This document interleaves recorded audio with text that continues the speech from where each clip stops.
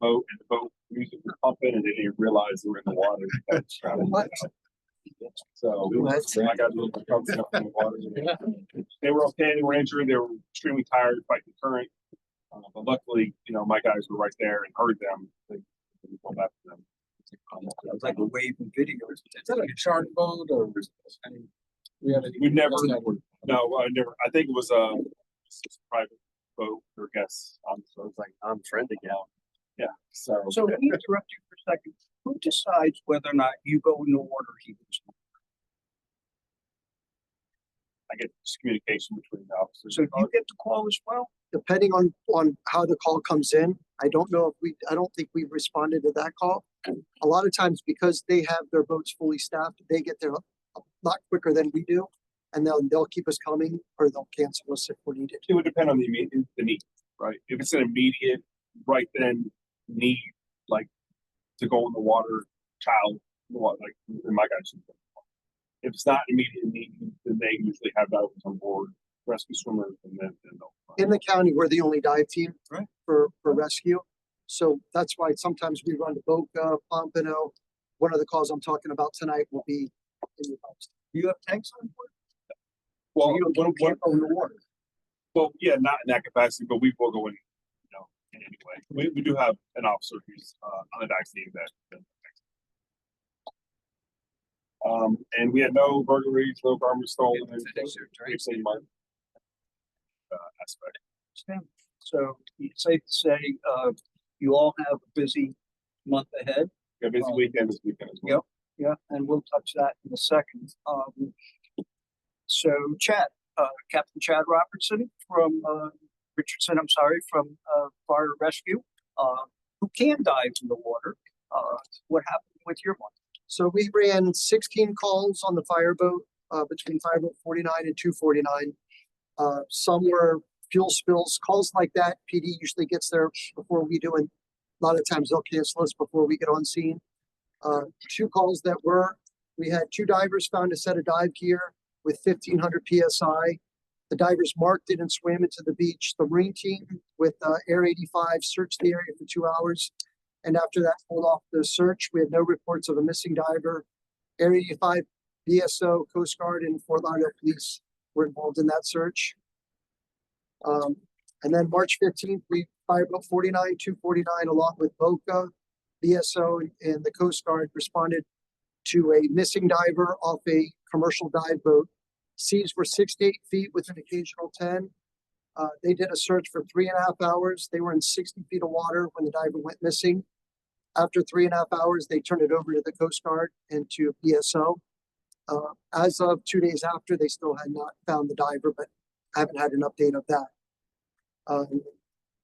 We had a call on Intercoastal. A mechanic was below deck working on a boat, injured his back, unable to get out. We responded on Fireboat 249, moved him onto our fireboat, and then brought him to 15th Street.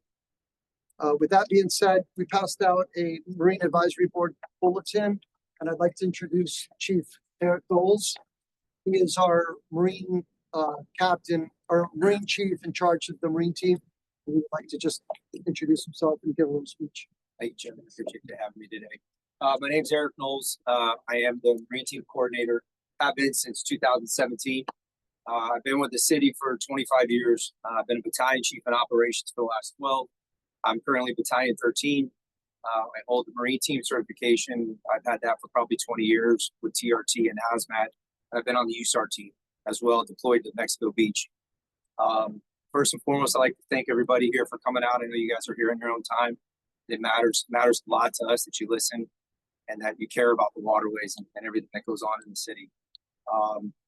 We passed out a flyer, some data. Our data guy put it together. There's a couple numbers at the top that I'd like to go over just briefly. Our average call duration when engine 49, ladder 49, and rescue 49 is on a dive call, it's 1 hour and 24 minutes and 12 seconds, right? So that means when, as Captain Robertson said, it's an adaptive response. Those 3 units are out of service in that zone for an average of 1 hour and 24 minutes, and 90th percentile on that call duration is 2 hours and 19 minutes. So you can see just with the one example that we were talking about, where if we weren't adaptive, these boats would be on the water and not leaving that zone wide open for other calls to go down. That area of the city, like every other area of the city, is packed at certain times. It's always busy. The city's busy, but we have spring break, details going on. We have a lot of stuff going on, so it's really important that that we get these response times as fast as we can to help people out, especially with the Marine team, because we are a rescue team. So we do rescue, ED does recovery. We give people an hour window from the time we show up. That's the standard. We get 1 hour of search time. And it's really important that we get divers on scene, get them in the water, get them underwater. So give somebody a chance to live. So when you take a look at these numbers, I know there's a lot of numbers going on. A lot of our calls were surrounded by canals. And so our teams may have to go land-based as well, which also takes it to other parts of the city. We go outside, out front, you know, in the ocean. We have 58 members on the team right now. So keeping up with their certifications and stuff has been a challenge. We do dive and we do the boat stuff. So they have to be marine-based firefighting and dive. So we train about 4 times a week and in 4-hour blocks. So that poses a challenge as well. And we're getting ready to add 20 more members at our needs. Our Marine team's really taken off. So we'll have approximately 78 members on our team if they pass the class. So I'm here to field any questions if anybody has anything, and I appreciate you again. Thank you. So, first of all, I'm going to open up to any questions, etc. This is hot shit. I mean, this is really good stuff. And I mean it because, and with your permission, I'd like to share this with the city commission because they don't see this. And we have Susan Grant here from the city manager's office. We talked about Dwayne Spence. We have John Kelly from Bradford. These folks are working behind the scenes. Susan's been very helpful in helping us get another fire boat. Mr. Kelly's been kind enough to offer us a split for you guys. We're moving in the right direction, but we're moving in the right direction because we're making people aware of what's going on. So while we're really appreciative you're thanking us for our efforts, thanks just doesn't do it for you guys. I mean, when they hear the stories about whether it's you, whether it's Travis, etc., putting your life on the line every day for us is just, we are beyond thankful. And giving us an update like this that clearly shows what's going on so we can demonstrate to the city that there is indeed a need for this is extraordinary. So thank you. Thank you. That's it, John? Did you have a question? How many divers are on a boat service? So we have 2 boats that go out, and we can either go land-based. In order for there to be a dive, you need 5 people. You need the officer in charge, the diver, a 90% diver, primary and backup. So there's 3 divers in the water. Now, depending on how extensive the dive is, how we give them that hour, we usually rotate people on this. But we have 3 units that go. So minimum of 5 makes the dive. So, you know, if we were in the future to do this, right, and do it the right way, you need 5 people on the boat. Plus compression. No, that's including. So what happens is with an adaptive response, the guys from the firehouse, and the call comes in, and then based on the notes and all the details, then we decide whether to go all by boat, all by water, or we can split it. There have been times where we'll put a boat outside and have them go, and then we may have an engine respond and meet them if it's 200 yards offshore. So there's a really dynamic situation, and we kind of, you know, we react to whatever information we're given, you know, to get somebody on scene as fast as we can, and also have the resources there when we can. That's given if everybody's in service. That's given if Rescue 49 isn't at the hospital transporting someone. I was just gonna say, this is an hour and a half that the boat is out. Right. What is the average that the boat can't go out because they're under service already on their engine? Do you think that is it close to that? I think it's enough that it's an issue. That's why we're talking about it. It's a problem. Yeah. So I don't have the data in front of me. I really don't, so I don't want to comment, but Especially that's the when problem. we talk about that they are recovering your rescue. It's hard to rescue when you can't get out there. And that's We work very well with the yes, Yeah. So when absolutely. we do a good transition. They're there to help us, and sometimes if they're there, we're there. We stand by to assist them as well. And then getting to like the point you said about the suppression, the boat explosion at 15th Street. Our crew was there in a firefighting capacity to put the fire out. Once the fire was out, then there was a report of a missing person that got thrown off the bat. They had to take all their gear off, put their dive gear on, and now go search for the diver after they've been working for quite some time trying to extinguish the fire. Chief Mills, I think to answer his question, that the data shows that very. Ron, hang on a second. I'm sorry, I didn't hear. Chief, go ahead, please. Just to, for your question, the data is very similar, so as Chief Mills explained, an average hour and 20 minutes and change of the fire units being out of service when a boat call happens. If the engine or rescue are in a vehicle accident, we lose the boat for 45 minutes for that one call. So throughout one operational period of 24 hours, you're looking at the boat has a delayed or an ability to respond for probably 6 to 12 hours out of the whole day. It just depends upon when it comes in. That's why we moved our ladder truck to the station to decrease the chance of not having enough personnel to respond. But it does happen from time to time where the vessel just cannot respond. Yeah, It's the only, what I like to tell people is take a fireboat and dilute that it's on the water and just pretend it's a fire truck. We don't have fire trucks that aren't staffed full time. That's what it's such a terrible, we pride ourselves in getting to the trucks in a minute, pride ourselves in under 6 minute response time and serving the community and the public and getting them the help that they need and giving them a chance to live. And this puts a roadblock in front of us. I mean, we train our guys train, like I said, 16 hours a week minimum. That's the minimum amount because it impacts the rest of the city. And we do what we can to move trucks around and get people out on the water. But diving is the most dangerous thing we do in the fire service. If you're in a fire, you can jump out the window. If you're 30 feet down at 2 a.m. on a river and you get in trouble, you get snagged, there's nowhere to go. Yeah. So it takes a lot of competency, a lot of training, and the guys that are doing it are very passionate about it. They sure are. One second, please. So, and that's an understatement. We talked about, again, if you haven't had an opportunity to visit Station 49, that's correct? Yep. You should do it.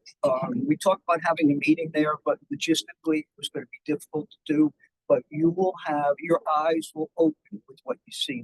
Not only the history and everything that goes along, but the commitment. So I want to segue to a moment with respect to the fireboat. One of the reasons we talked about adding another fireboat, and Chief, you're the one that kind of put this on the table. The idea was that if you have another fireboat on the water, you don't have just a fireboat. You have EMTs, you have divers, etc. And by the way, if you see something squirrely happening, you can stop them. So we've just dramatically increased the eyes on the water if we have another fireboat. Obviously, you're not going to arrest somebody, but there's not much else you can't do.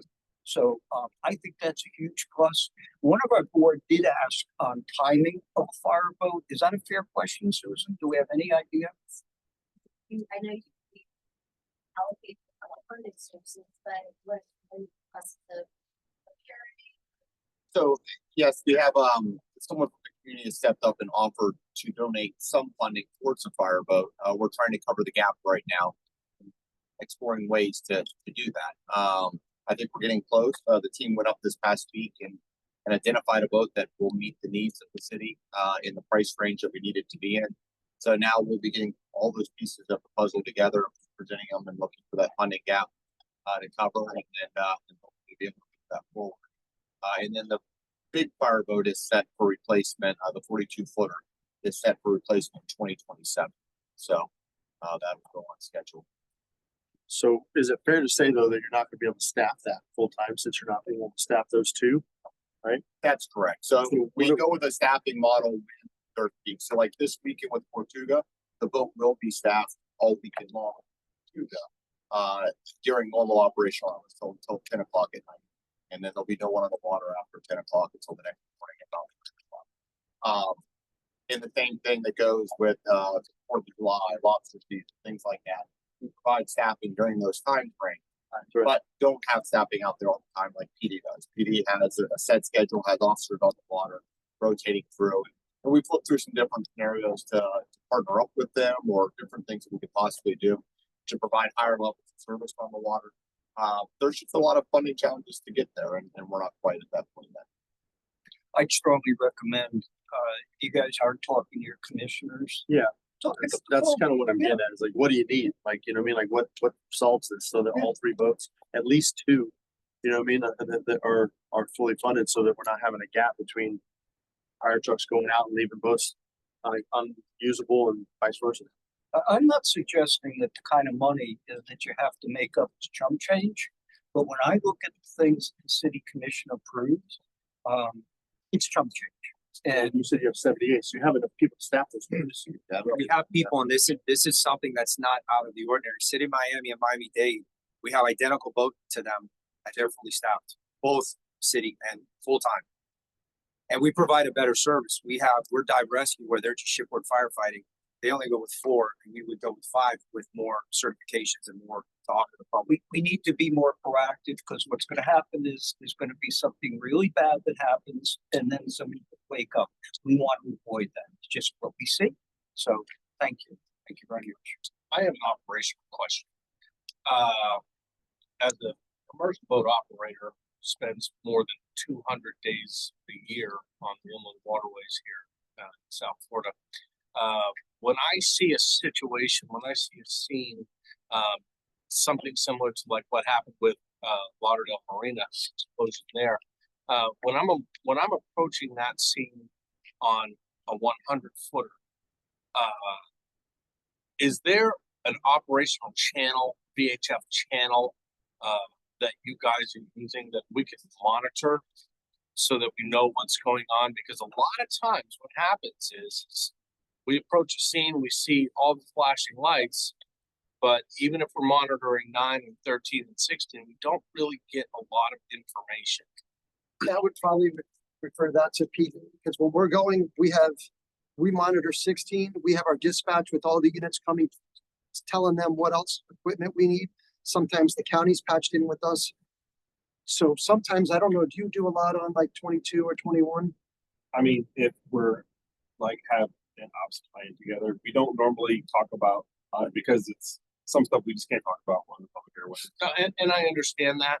I'll give you a perfect example of it. You know, with that incident in Lauderdale Marina with the boat explosion, what I noticed is, and I had some friends of mine that were running that night, is there were boats that were continuing to travel through the area while somebody was in the water that was missing. And it's kind of like, all right, you know, how do we stay away from this situation? That's kind of a unique one though. So intercoastal waterway being federally, we can't shut that down. Like even for fireworks displays and stuff like that, you'll see if we have divers in the water, we're doing searches down back canals or the New River, a secure taste put out and there's notifications given. And the boats are monitoring 16 that you should be able to access. Now, mind you, the captain on the boat or the police officer on the boat are monitoring about 5 to 6 radios at one time. So you may have to call multiple times to get their attention.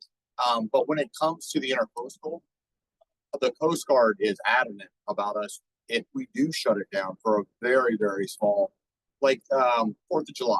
So, and launching fireworks in front of the Lauderdale Yacht Club. And when you look at the black range of the barge for the 4th of July, it requires the intercoastal to be shut down. They will not give us the permission to shut it down. So we block it off for a very short period of time so they can launch the fireworks, but we're not allowed to actually close federal navigable. Right. And I understand those situations. I was just more concerned with, you know, if you see a situation, see it monitoring 16, sometimes it switches to 22, try to find out, you know, who's talking to who. I would say just on 16, because we always run 16 on one radio. Ask. Yeah. Like, hey, I see the lights. You know, I'm coming through with my 100-footer. What's going on? And we'll say, hey, if you're clear to come through, just hug the side or whatever we got going on, or you're good to go through. So just ask us.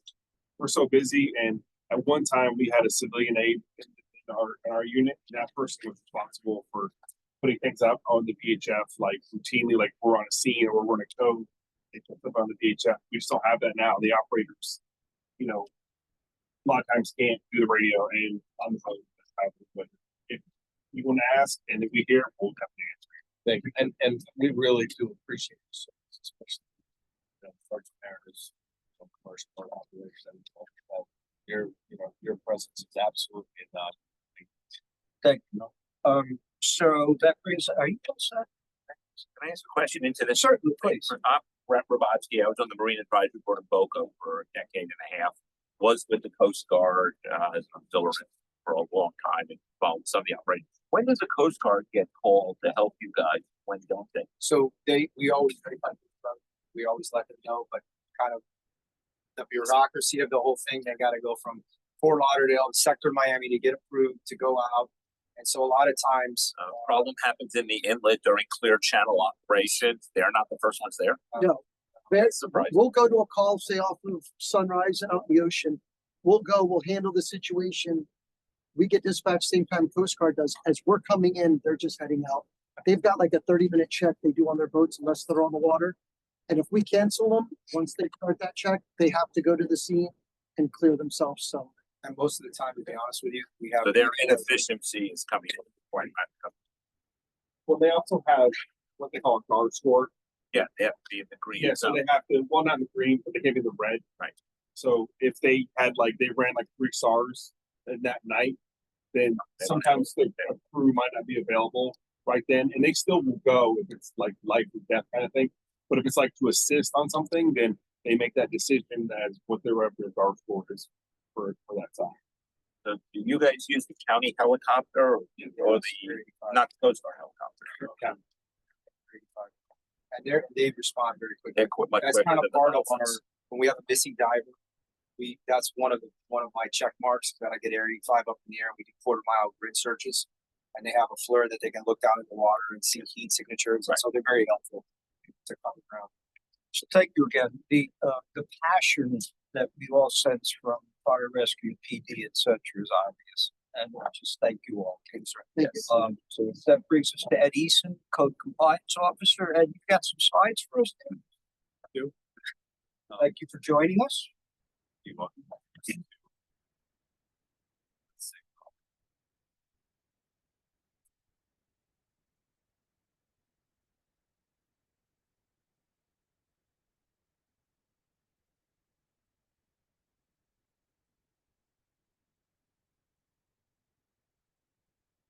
It's learned the importance of a picture is worth more than 1,000 words. And thank you for doing this.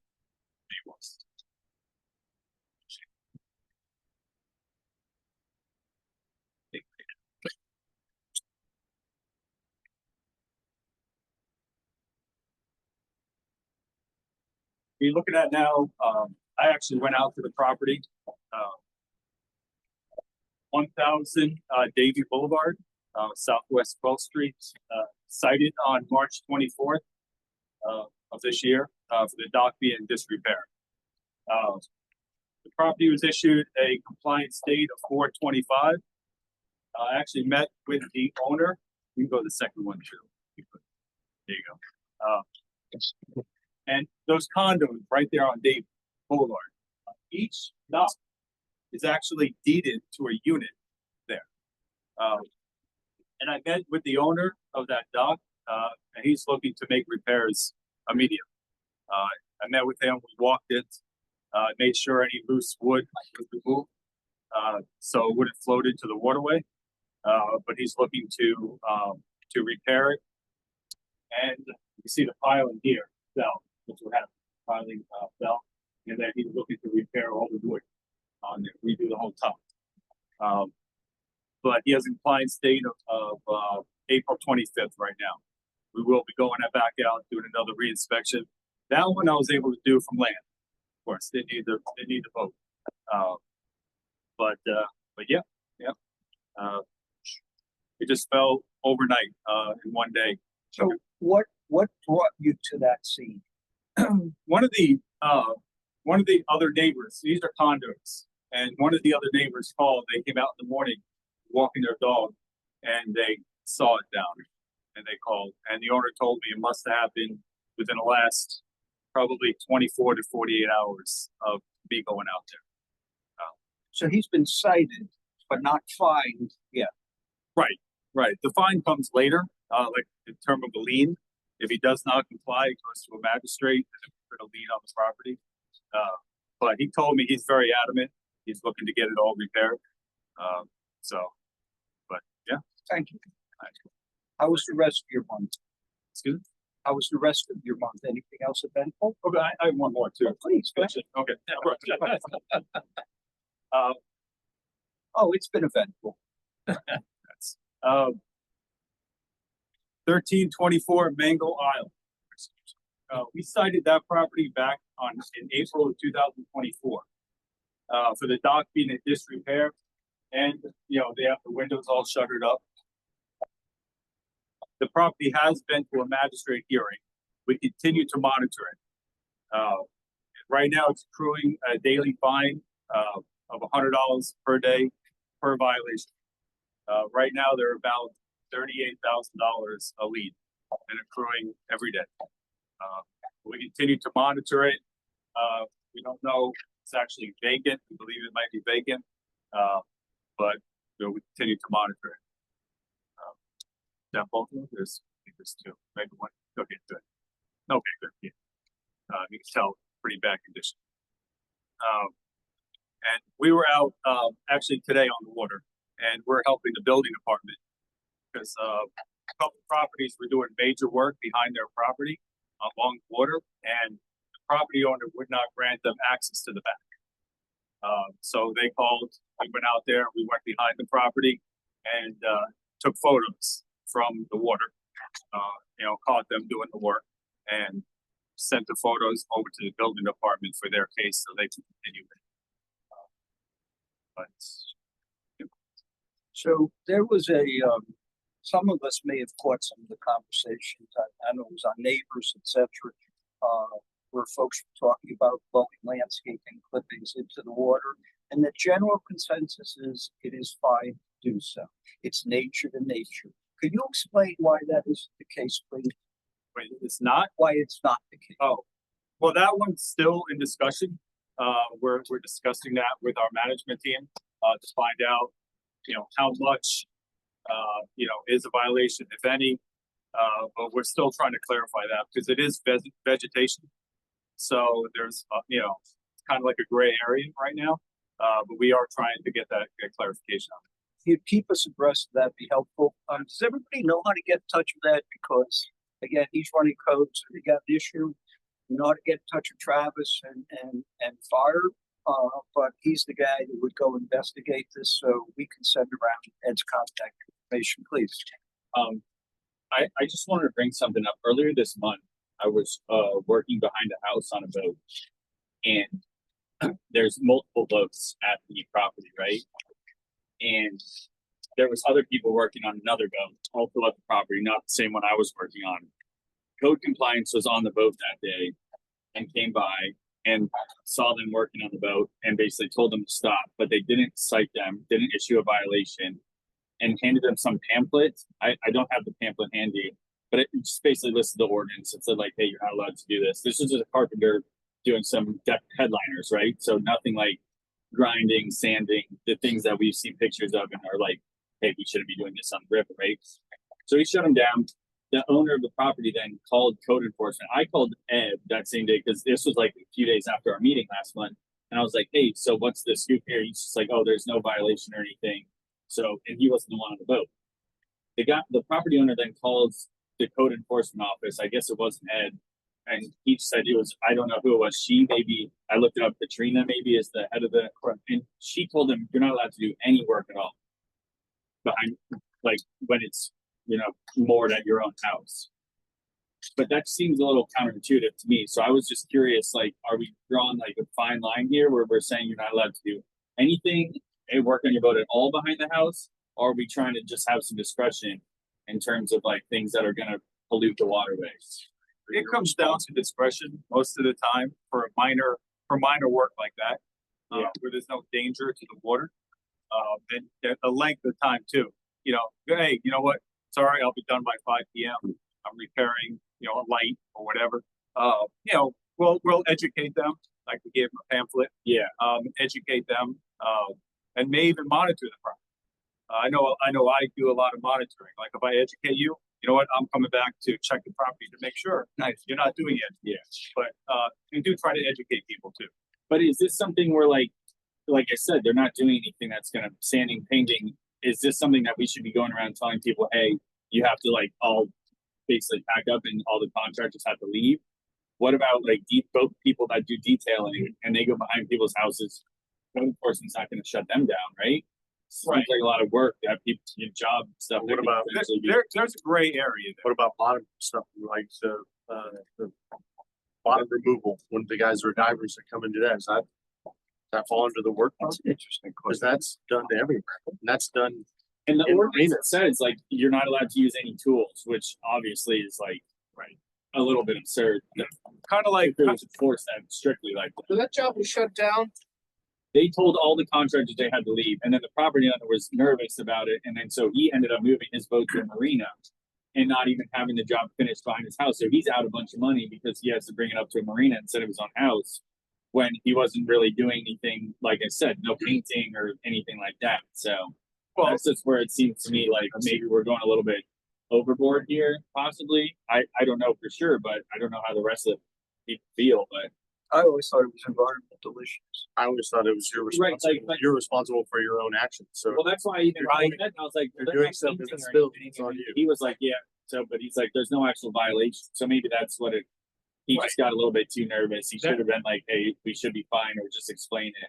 The carpenter didn't really speak in English, so maybe that kind of had an impact on the situation dealing with the probably did. code enforcement. Right. They use their discretion. They figured it's an education. Yeah. You know, it was the right thing to do at that time. Kind of like working on your car, you know, in your driveway. You're allowed to do minor repairs. You know, a gray area, like what turns minor, what turns major. You know, kind of like when the inspector goes out there, they kind of have to, you know, judge it. And then whatever, you know, they decide at the time, you know, they'll have to follow through it. Okay. But it can, you know, if they write it, it can always be changed later. You know, nothing. And there wasn't even a violation, so he most likely would have been like, okay, we'll just make sure we're not being crazy here, and then he could have been back at it next week or whatever, no problem. It goes, you know, how long will it take? Yeah. Oh, you know what? I'll be done tomorrow. Okay, Okay, great. You know what? I'm gonna come back out and verify. okay, And thank you, yeah, that's usually all. shut it down. I have a question. I have seen code write citations for marina-like activities, which is what was on the citation. What does that mean? For all, it could be maybe operating a business, maybe behind the property without a business tax, maybe something like that. They're operating, they're renting out, you know, a vessel, a wave runner, maybe something like that. But it's hard to tell without having that information in front of me, what that means. But, you know, probably running some kind of rental behind the property. And that's code for illegal dock rental? Well, you need a business tax, whatever. I understand. Yeah, and you know, no matter what it is, you need a business tax. You know, so we'll write that up, and then they'll have to obtain one or try to obtain.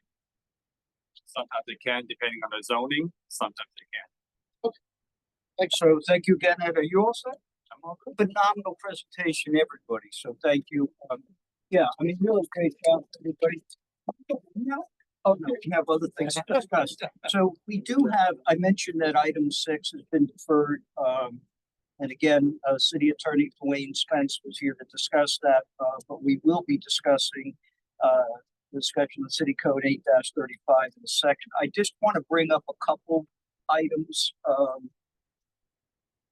Not really new old business, but just a couple of business items. Again, we mentioned Jeff Coburn is a new hire. He was Steve Glassman's in Steve Glassman's district. Hopefully, he'll be here next month. The upcoming April 15th City Commission meeting, we have 3 waivers that we approved in March. They're coming up: 501, 505 Hendricks, 629 Isle Mile, and 155 Isle Venice. That's what we approved in March. I'll be there. Andrew will obviously be there. Bob Dunk will be there. Hopefully there'll be no issues. Feel free to join us, but hopefully there'll be no problem with that. We've heard from Travis, etc. Tortuga Music Festival is this week in April 4, 5, and 6. I did ask Chris Stacy if he'd be kind enough to send Jelly Roll tonight, but instead he ended up with Norbert McLaughlin. And if nobody knows, this is Norbert McLaughlin, who used to be a part of the board, and he timed out. There's nobody in the town that has the information that Mr. McLaughlin has, and we're honored that you joined us.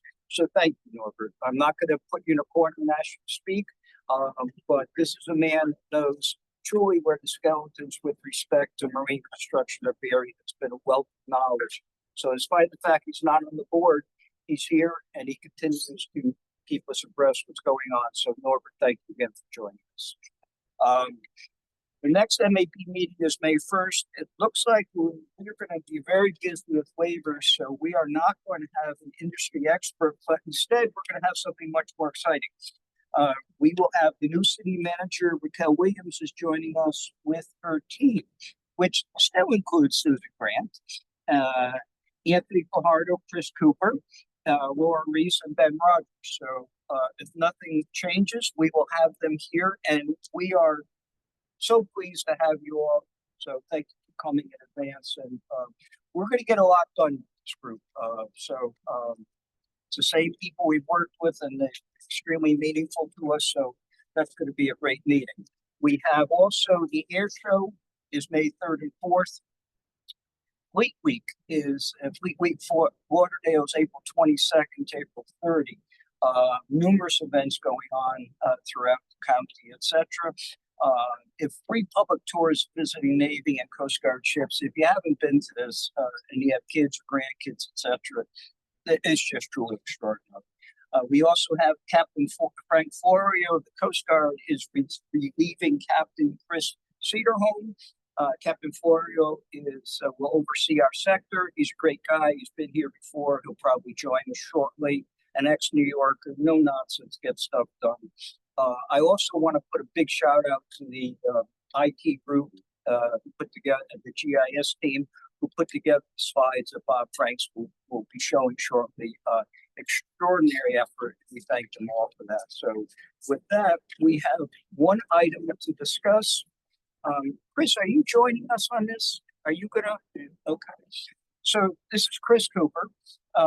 We have a discussion on City Code 8-35 proposed ordinance, which has to do with notice requirements.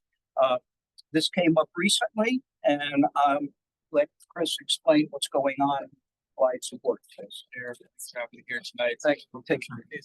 Thank you, sir.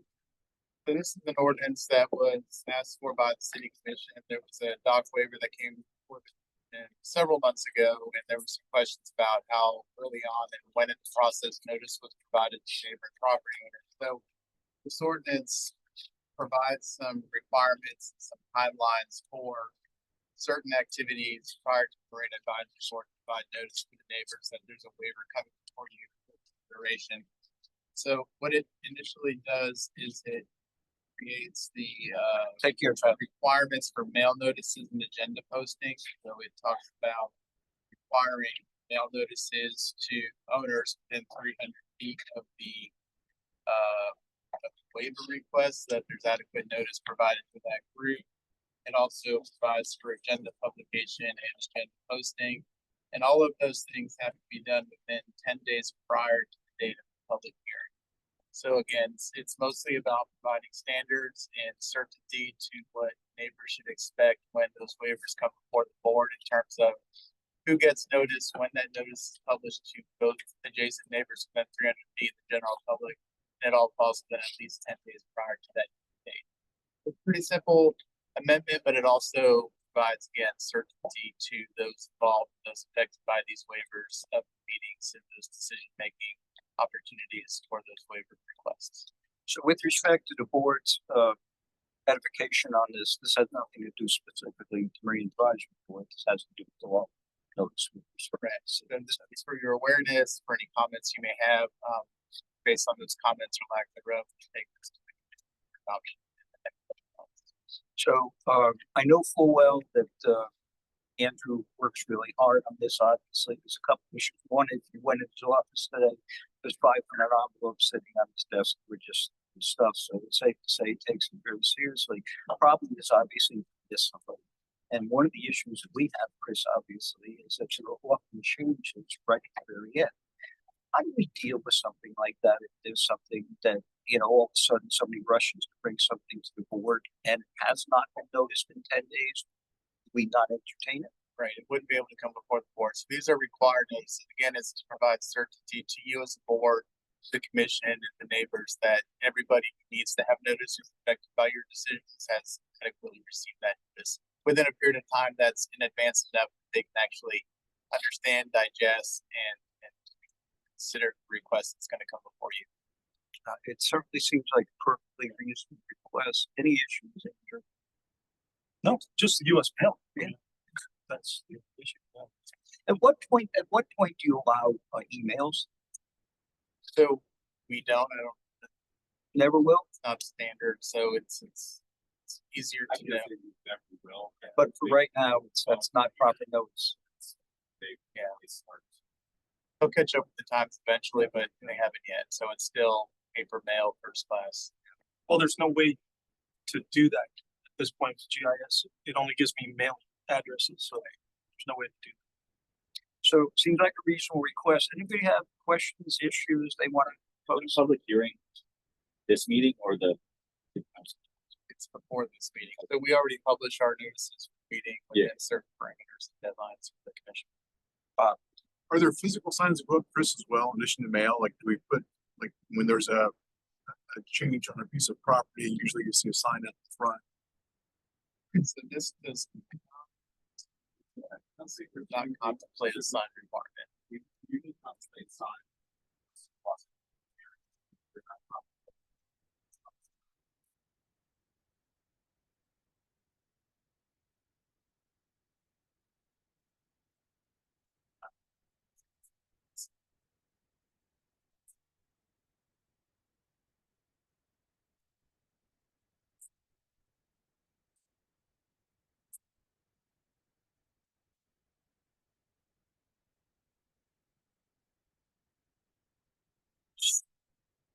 Well, don't we do that now? I mean, I live up Lock King River, and if there's something going on usually on the river, I get a notification in the mail. If someone's asked for like a piling wage or something. So the issue that we had was that concern about the advance. How far in advance was the notice provided? So this again provides this for 10 days prior to minimum before that date, before there wasn't a defined date in advance. That's a mailing date, right? But you know, the post office is a little slower these days, so. I do distribute the agenda to all the HOA and neighborhood association groups, the current list. And it's posted at the 101 building. Right. I think the message was that what Andrew does, what you do as a board, wasn't done enough in advance of the meetings. It was to actually say there is a set deadline in advance rather than just say in advance generally. I think, again, we're not putting Andrew in the spot here. Nobody can work harder, nobody can try harder, etc. Shit happens. But what you've done now is give us an out, because if it does happen, we just gracefully say no. So won't make it. May not always have Andrew doing a great job. We might have somebody. He'll always be doing it. In my eyes, he'll always. You know somebody who does it? No. No. Wait to get ready to leave on that one. City attorney. So are you looking for us to do anything such as, So it's for your provide awareness. support to And then this? If you had any comments that we need to carry forward to the commission when they make this decision, we're happy to take those comments today, but really it's more about your awareness. Anybody have further comments, questions, et cetera? Seems like a wonderful idea. To see the hurry up and wait that we go through and adding agenda items, et cetera. It's not fair to anybody, so thank you for doing that. That's terrific. Thank you. And if you want support from the board, we can throw it to a vote or something. If you want support, whatever you want us to do. What do we do, Dwayne? It's to your discretion, so I mean, at the end of the condition, we're not seeing the flags. Mr. Washington. I got lips and envelopes. So guys, what do you say? I think it gives Andrew more teeth. I think it helps us. It sounds like something that is going to pass. Do we want to have a roll call vote? First of all, does anybody want to make a motion to bring this to a vote? Mr. Franks, would somebody second this? I'll second it. Thank you, thank you. We are recommending approval of the, correct, and we are simply recommending the city commission approve that. Roll call vote? Sure. This is a motion recommending approval of the ordinance change. Chair Wood. Yes. James Harrison's absent. Barry Flanagan. Yes. Bob Swindell. Yes. John Lynch. Yes. Tyler Brunel. Yes. Noel Norvell. Yes. Robert Franks. Yes. Jason Dunbar. Yes. Norm Beckhoff. Yes. Robert Washington. LaRonda Ware. And the motion passes 11-0. Thank you all for your hard work. It's really appreciated. Thank you. Thanks for you ready to take. That brings us to Mr. Franks. Unless I'm missing something like checking for a quorum or something. No, you old new business. So that's what I'm doing. So old new business. I touched on a couple business items earlier. Before we get to Mr. Franks, the question is, does anybody have any new or old business that they'd like to discuss before we get to the floor to Bob? So we'll get to the public in a second. Board, yes, sir. Sounds like we have a busy agenda in May. Maybe, you guys are probably more informed as a fairly new board member. I'd just like to get an update on Cooley Landing Marina. Like, I know they're doing a lot of work there. Just like, what's the timeline look like? What's being done? They're doing a lot. Good speed. So again, you may be aware of that as a board, but I'm I not. think Andrew can speak. I can give you a current update on that. So the what's known as the pumper station, which are the restrooms, that's under construction right now, renovation right now, and should be completed in 2.5 to 3 months. And that'll be open to the guests again. As far as the marina goes, it is the hope that in 2027 there'll be a construction project to replace the current fixed docks which are old, with new fixed docks in the same configuration. It's just in pump outs, right? Say again? They just installed pump outs. The pump outs have always been functional there. Oh, they just, I guess, maybe upgraded the equipment. No, it's the same pump out equipment. There was a period of time when someone had pushed one of the machines in the water. We had no pump out at that site, but we got it up and running again. And so we have pump out at that site, always have. Yes.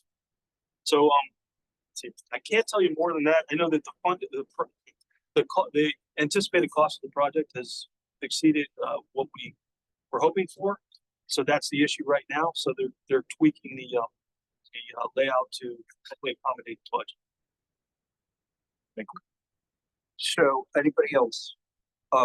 Before we get to Mr. Franks, we do have Dr. Brett Robotsky, who would like to present, and thank you for coming, Doctor. I will also share that Dr. Robotsky is hoping to join the board, so we'll hopefully have Submitted my application. As I said on the BOCA committee for 16 years, 17 years. One of the things I noticed, I had a friend who stayed at the Las Olas Marina in their yacht, and I realized there's no ladders to get out of the water should you, God forbid, fall in. And that there isn't a single one in the marina. And there's no way the way the docks are situated, there's no way to physically climb out. Maybe if you're an Olympic athlete, you might be able to do it, but the rest of us aren't going to get out. I queried this because I live in the Venetian condominium. Every one of our docks has a ladder. I looked at the Hall of Fame, which is out my balcony. Every one of them has a ladder. In Boca Raton, it was a city ordinance, and it required that there was a ladder every so many feet. For Lauderdale, I couldn't find it, that we have one. I sent an email to Mr. Cuba, who then put me in touch with the gentleman, I guess, who's managing the Las Olas Marina with my query, and he says they have no interest in doing it. Wow. I mean, very flippant, 2-line email, no interest in doing it. I think before a body washes up underneath my boat on the other side of the bridge, that this group needs to at least consider it, whether it's through the city commission or some capacity. It's a very inexpensive thing to save a life. They're opening restaurants up there. There's no guard stopping you from going up and down the docks. Anyone can walk up and down it. The spring breakers, I noticed quite a few of them playing on the docks and hanging out there. one falls in, it's not gonna be a good story. So I think we can be preemptive in trying to solve this problem with very little cost for the marina. They just need to be told to do what's right. Do we have a code requirement? Can I ask? I don't know the answer to that question. I suppose we don't. I don't know. We don't. We'll find that out. And Norbert, once I can get to you, look, what the gentleman was saying is, when did that ordinance change? Number one, I built several marinas, including, Lauderdale Yacht and all the others. Floating docks, that doesn't require. And the floating, whatever it has to be, and where's that code guy? He's not here, he left. Okay, the reason I was saying that, because we used to have a code that there had to be a ladder every so many feet. Not only a ladder, but there had to be a throwable cushion in case somebody went over, and that had to be every 90 feet and stuff. There had to be a pedestal with a throwable cushion. The code used to come out and they would check that, and if you were 80 or 110 feet, they make you push it back where it's supposed to be.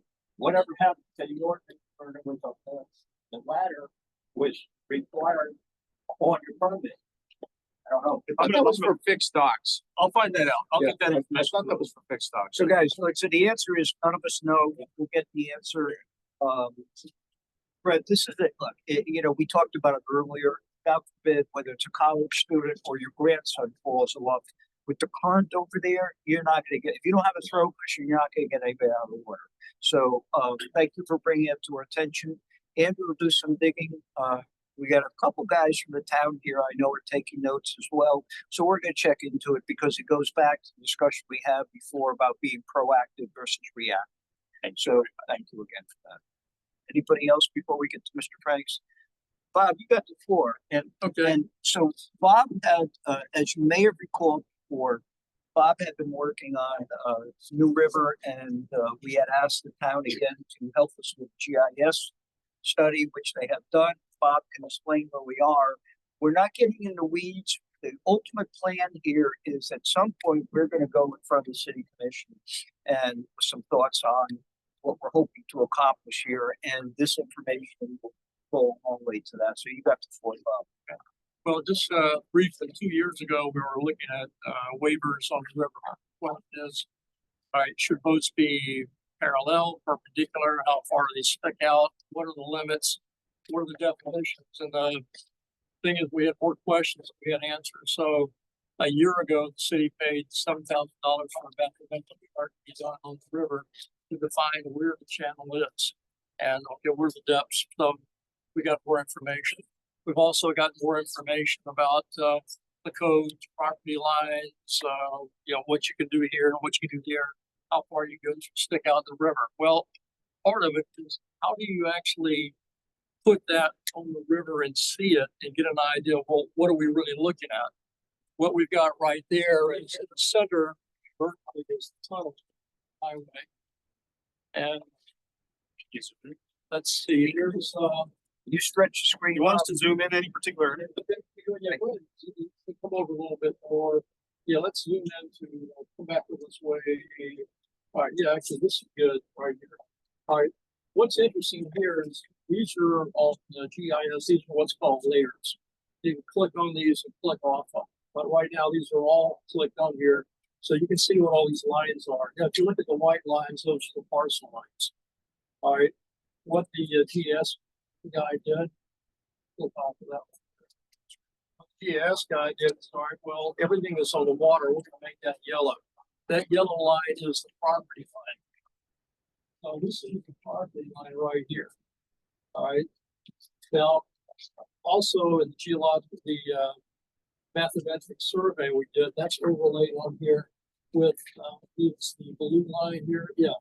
The blue line here is the actual navigation channel from the Corps of Engineers.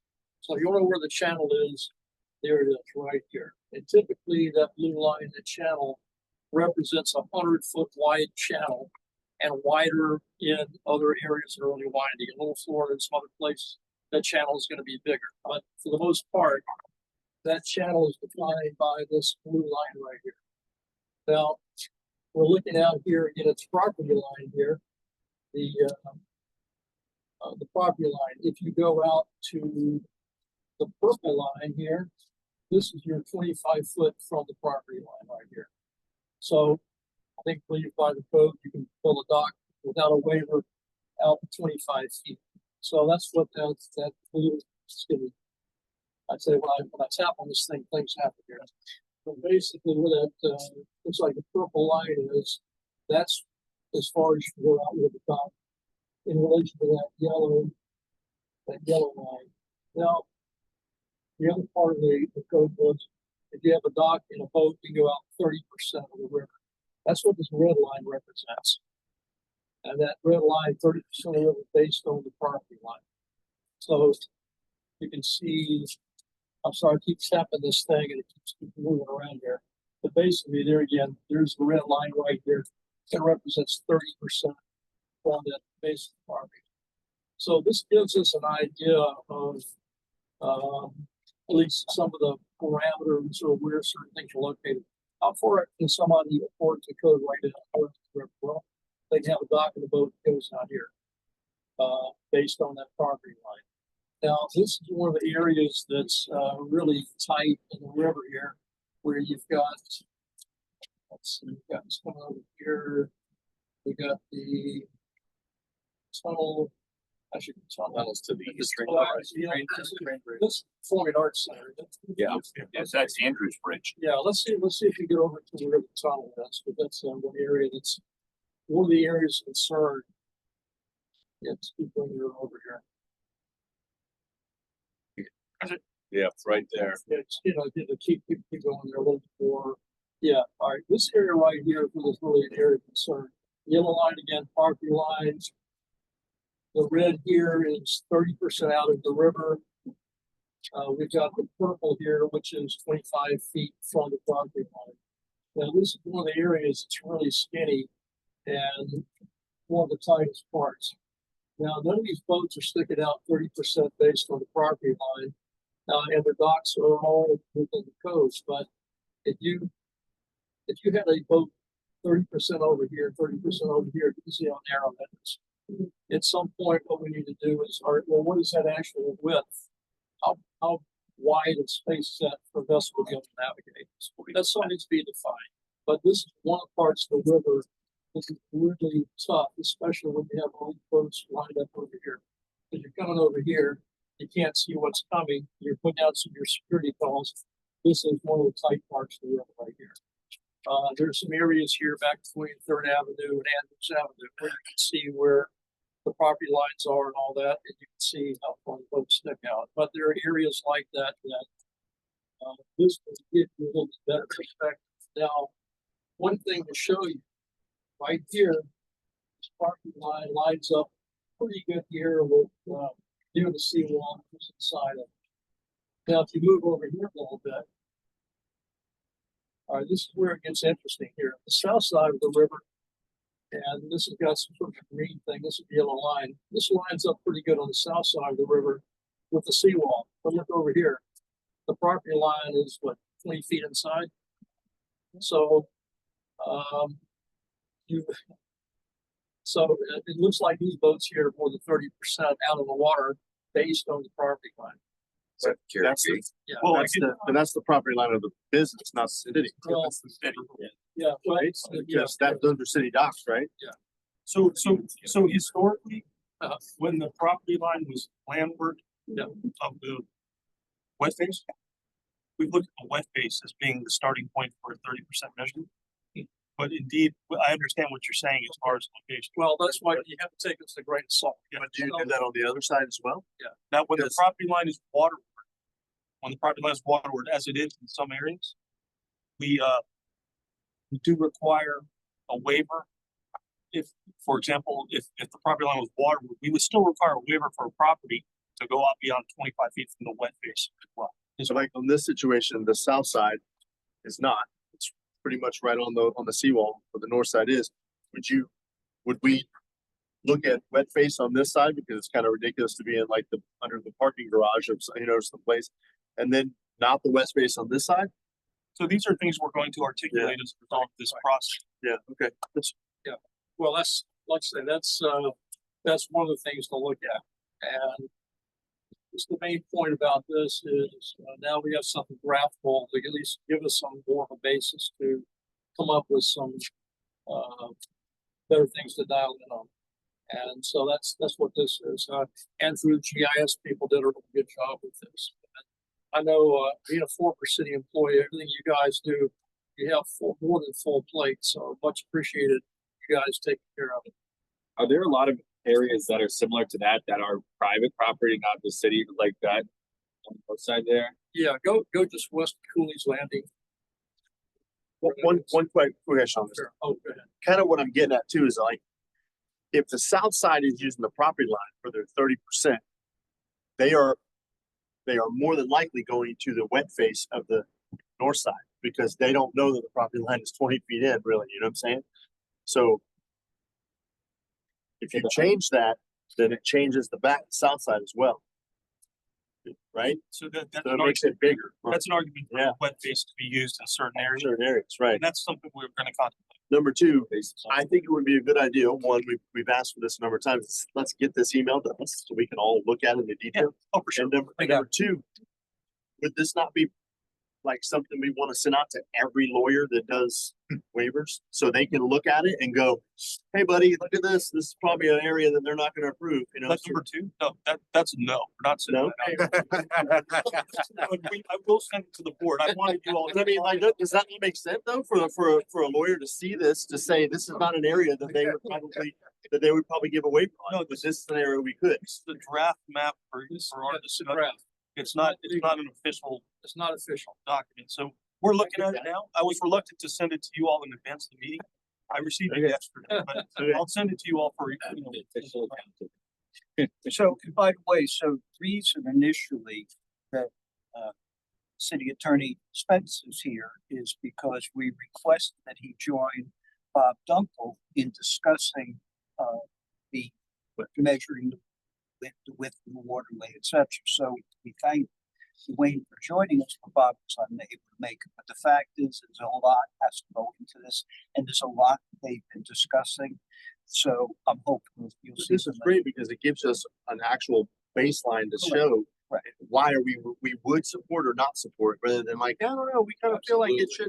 You know what I mean? Like, I mean, again, it's funny, but like, that's where the rubber hits the road. But this somebody can consult with someone and say, no, they're not going to give it to you on there. No, and I think that one of the things, and I'm not going to put Dwayne on the spot now, but there is no one size fits all here. We could come up with something that's going to accomplish the majority if we want, but there's clearly going to be issues we have to work on. Yeah, sure. Do I put you on the spot? You want to say anything about this? Thank you. But to say there's a lot going on behind the scenes. These guys are burning midnight oil. So again, thank you for that. So Bob, this is So that's where the property line is a little bit more set back on the north side. About 6 months ago, we had a lady talking about her dock and the property line was way in. Yeah. So that was this is her dock. This is her property right here. This is Cooley's Landing. Right. Yeah. Basically, her property line is here, but she wants to fix the stock, but it's beyond 25 feet out. So there are going to be things to be addressed. Whose dock is that then? That was Dr. Technically, those two Myers docks, initially. Huh? That's Shangri-La. No, I meant who is responsible for that dock? If it were to come into shambles, who's responsible to maintain it? Well, she is Because right now. is she? Because does she own it? Because it's past your property line. So they are rebuilding the dock. They're building a living seawall here. And I am not going to touch who's. Most docks are past property line. Yeah. I know. A little bit more as well. Yeah. I want to go over to Little Florida real quick. Yeah, just one more other area to show you. I spoke to Courtney of Cape Antonio and asked him about the river. He said, well, there's one dock that's on the Wiggles that's really problematic. As they're putting it down here a little bit. But like I say, that's for another night here. For Little Florida, this is kind of interesting. You can see where the property line here is yellow right here. And you've got the actual point here is, probably 50 feet out, looking this way from that line. Just enough for an observation. That's an area where you've got your property line, so docking over here would not be a problem, but it would be problematic to try to put something. Oh, yeah. So that's just another thing. But anyway, it's just informational. It's something to give perspective. We've already, gotten the channel information here with the blue line, the channel line. There's some things to work out, and just to put one point in here, if for some reason something were to happen to block the traffic, that's going to drastically affect the marine business. The thing about this is the Coast Guard channel ends at Tarpon Bend. All right, everything in the ICW, the port, and all that is federal waterway. When you get to Marker 12 and Tarpon Bend, everything up the river is on us. Now, if we were to call the Coast Guard and have them, hey, come and fix it for us, that's going to be a big mess. Talk to the Regulation Association. Patients will tell you, no, you don't want the Coast Guard mandating a bunch of rules. What it means, we got to figure it out. We got to fix it. We have a lot of good people, talent.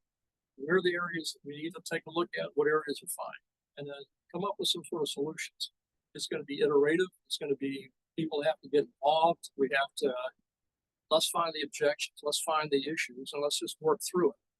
But from 2 years, we're much further ahead now than we were 2 years ago. So it's just going to be a process. But now we have more information and it'll help us keep moving it down the road here. So how do you get this to our folks? You said they've done Dropbox or something, so everybody can read. No, I'll send the link out. I'll send it to the whole board. I was just, I got it yesterday. I wanted us to talk about it first, and I'll send it to the board and staff. Yeah. And look, this is why, I think this is something we should have on our computer every time we're looking at a waiver on this. Sure. You know what I mean? To like kind of thing, but I also will say that if you're gonna use a yellow line and use wet face in one property and not another, and particularly this property, I don't know, that is a legal thing, like, would that be something that you're like picking and choosing where you're using that from? well, you go back to what does code say? That's Right. So now, what recommendation do you make to adjust the code? I mean, it goes back. That's something that's. Code is. So if you want to change the code or change in particular areas, then that's what you have to do. But you want to make sure that boats have reasonable accommodation to go up the river. You want to make sure the real estate people have a reasonable understanding of what they can do. Let's give them confidence about, this is what's going to be approved. This is okay. I know what I can do with it now. The boats know, we can get up the river. So we got to find out where that, how to make that work. It's doable. But we got to find out how do you do that? So This is just great stuff, and it's going to really help us. Jobs. So, and we started with this quite some time ago, and Mr. Kelly, I'll never forget the quote that the river is the artery to the heart. And it so aptly applies that if this gets shut off, and again, and there's a misconception that I stress that this is about the 1%. This isn't about the 1%. This is the guy who has a sandwich shop. This is the guy who goes week to week because he's a boat detailer, he's a mechanic. The amount of people that they employ and the amount of people that would be out of work if we're not working on this is unspeakable. So, John, thank you for your support and everybody else involved in this. So, thank you again, Bob. All right, well, let's keep the conversation going. We will. And so does anybody think that Bob Frank should not get a?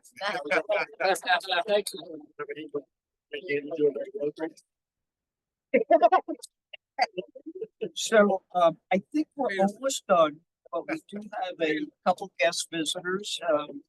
Trish is busy talking over there, but I do want to acknowledge Susie and Trish from Residents for Resilience, who are always gracious enough to join us. And while we talk about folks that are working behind the scenes and what we're doing again to preserve a legacy for our kids and grandkids, nobody working harder than these folks. Do you want to give us an update on anything special or what you're working on? Just quickly say that it'd be nice. We've been really busy with our 4 proposed pilot projects for waterway remediation. I'd love to come back and talk to y'all about them. And maybe with some of the specialists, we could do a little presentation for you. One has to do with biochar.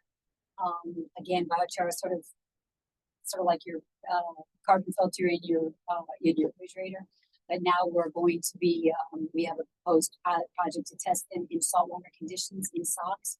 And hopefully we'll have the socks for your docks program that you can actually float these biochar socks from your dock, and it starts filtering the water. And we're going to find out what it is. We right now with the pilot project, we want to see what they actually absorb and how long they can last and what type of material that those socks should be in. We're looking at hemp right now because hemp actually is a gift that keeps on giving too, with the soft material. So I'd love to come in and talk to you about that. We have another pilot project, George English, $100,000 cost match with University of Miami, and that's with their sea hives, their artificial reefs. And again, I'd like for them to, we're going to be actually talking to Susan Brown about that possibly next week with more fine-tuned details, and when that gets fine-tuned, I'd love to come in and talk to you about that. But the socks for your dogs, really important because it's going to be a private partnership also with a public private. We need some of the homeowners that have dogs that live on bathtub, canals and canals. We're going to need them to possibly raise their hand and donate their their dogs to hang some of these. We'll make that happen. Yes, and maybe we're going to possibly need someone to help us with some type of vessel to help deploy them. And for some of the researchers, we're going to be partnering with NOVA, and they're going to be doing all the monitoring, seeing the pathogens they take out, the metals. And so again, we'll keep you updated. And just one more thing, it is, when you were asking about the landscaping debris, it is against the law to blow landscaping. Okay, and it's because of the nitrogen and the phosphorus. No, just didn't know. So people don't understand, it's one thing we say nature, but one of the biggest issues is fertilizers and everything else. And what it does is it keeps the blue green algae, which actually depletes the water oxygen, which hurts the marine environment, which we all know. And also when the rainy season comes, it's against you're not supposed to be fertilizing during rainy season also. So just for what it's worth, a lot of folks complain, but they just complain. They don't do anything about it. These are people that initially saw an issue here and they decided to take a real proactive position. So if you're not getting newsletter from residents for resilience, they can sign up on the website. Am I correct? So do that. They monitor water quality, etc. I'm not suggesting what we get from the city isn't DMS, but this is DMS from these folks. You get the truth, where it's safe to swim, etc. And they're doing an awful lot. And so many folks are working on convergent paths. Barry introduced me to a couple gentlemen that are building, instead of using riprap, they come up with a concrete unit that places underneath that becomes a habitat for fish and sea life, etc. We have living seawalls. We have so many things that are working. Again, I want to say our convergent paths. We have to make sure that we're aligning them, and these guys are doing it as well. So thank you for your efforts. With that, guys, I'm open the floor to anybody else before we say goodbye. Anything else?